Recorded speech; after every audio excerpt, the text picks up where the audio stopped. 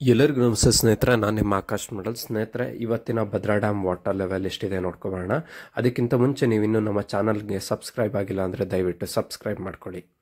ಸ್ನೇಹಿತರೆ, ಇವತ್ತಿನ Bhadra dam water level ಅಂದರೆ 26 June 2024 Bhadra dam water level exactly 120 ಅಡಿ ಇರುವಂಥದ್ದು.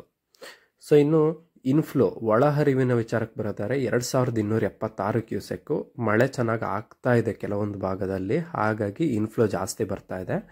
ಇನ್ನು ಔಟ್ಫ್ಲೋ ನೋಡೋದಾದರೆ 343 ಕ್ಯೂಸೆಕ್ ಔಟ್ಫ್ಲೋ ಇದೆ.